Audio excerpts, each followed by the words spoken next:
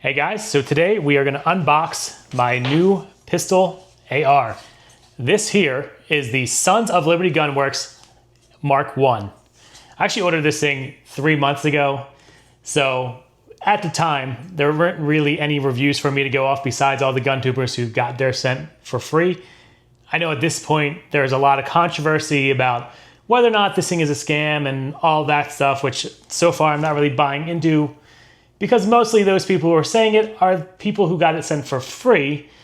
And me, I'm not one of those people. I actually paid for this myself, and I'm gonna give you guys real impressions and then take this out and shoot and give you a real first shots based on my own thoughts, and then we'll go from there. Because in my opinion, and some of you may agree, people who get sent things may have a different thought process versus people who actually spend their own hard-earned money.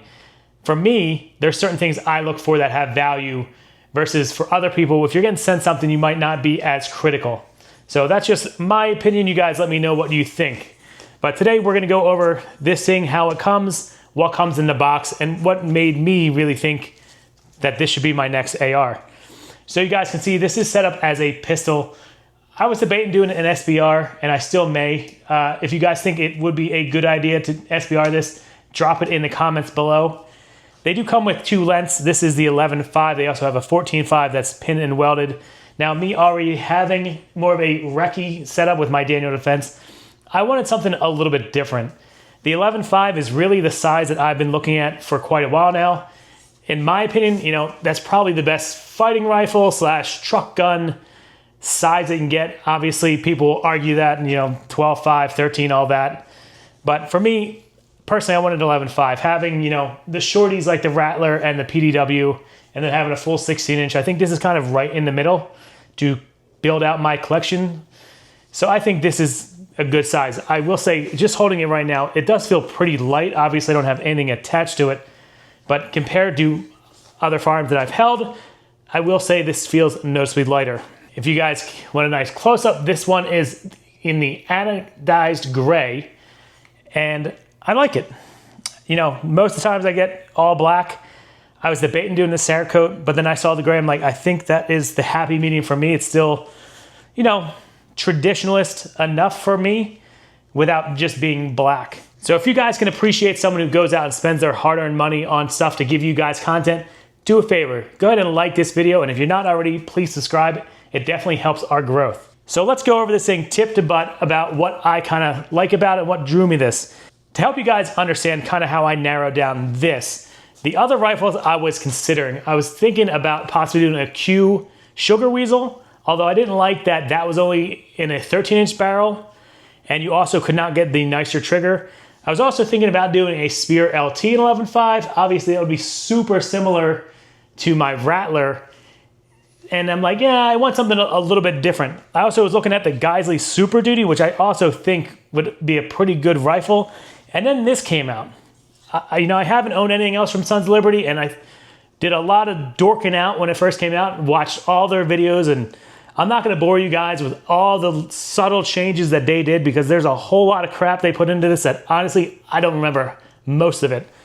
But there are some things that really stood out to me that made me stick to this. And the first thing is definitely the Handguard. The Handguard, they did this laser engraving that gives you this really nice texture, and it's also supposed to reduce how much it holds heat. Now, it definitely locks your hand right in there nicely. I think I will end up getting a small mini handbrake just to kind of give me that memory point, but we will see how this thing builds out over time.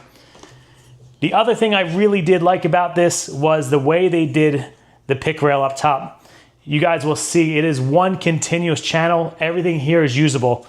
Now, I've had issues in the past.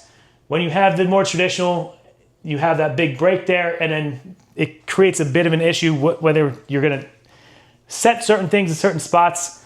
I do like this is one continuous piece. And honestly, guys, it also looks more aesthetic. Let's not lie. We all like things that look good, and this thing definitely looks good. Moving further back, you will notice that both the mag release and the bolt release have these nice shrouding around them. I like the concept because, you know, if you have this thing in a sling, it protects it. The paddle looks quite large for the bolt release as well. And I'm gonna be honest, guys, I know a lot of people are critiquing the fact that at this price point, the gun is not ambidextrous. For me personally, that doesn't bother me. I actually shoot wrong-handed in rifle for whatever reason, and it's never bothered me before. In fact, most of my rifles are set up that way, and it's never given me any sort of issue. So that was not something that detracts for the rifle itself. Now, as far as this cover here, I know a lot of people, like, for whatever reason, they really hate that this says 5.56 on it. I don't know why. I don't think it looks gaudy. I don't think it looks weird.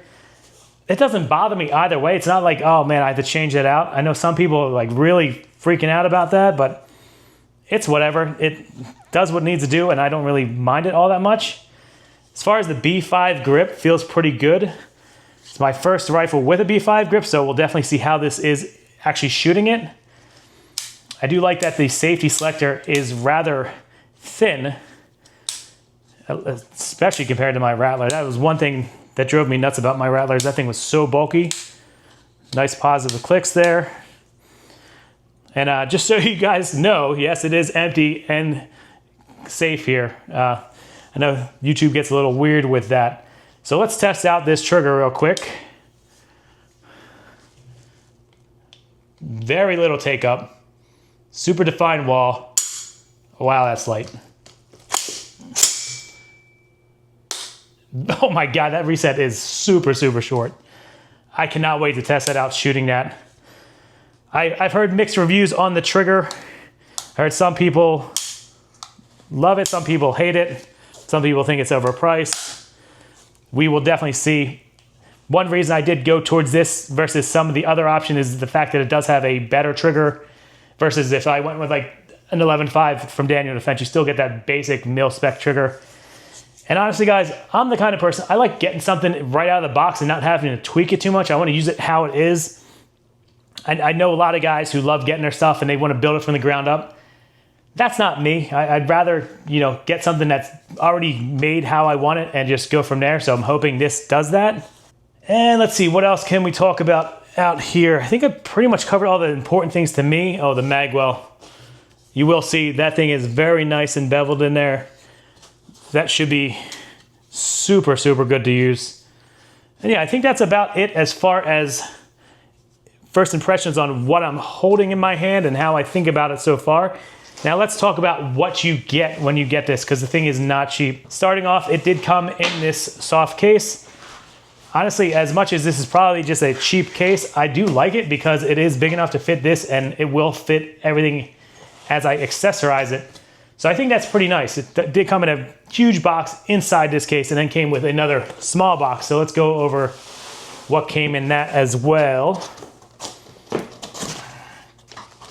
You do only get one mag, kind of a bummer. I'd like to see more mags at this price point, but I mean, honestly, mags are cheap for ARs anyway. You got your safety pamphlet. You got your lock no one's gonna use. Got, I guess you could swap out your safety selector to even smaller. This is pretty badass. You get your own paper copy of the Declaration of Independence. That is so freaking cool. I think that is actually one of the coolest things I ever found in a box. So props to them for that, because that is incredible. And last, you got their warranty. I'm gonna actually show you guys a close-up because this warranty is freaking crazy. The lifetime warranty covers your rifle not only from any manufacturing defect, but also wear, hard use, accidental damage, or other weird or crazy things that happen to firearms. Literally, I'm reading that off here.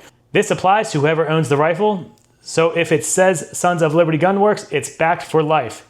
Critical use replacement. All SOLGW rifles have a critical use replacement program, where if your rifle is locked up for an investigation into a justified use of force or self-defense shooting, we will send you a replacement loaner rifle while the other is unavailable to you. That is probably one of the coolest warranties I've ever seen. Guys, if you know of any other company that offers a warranty that comprehensive, let me know in the comments below, because they are companies I definitely want to give my business to.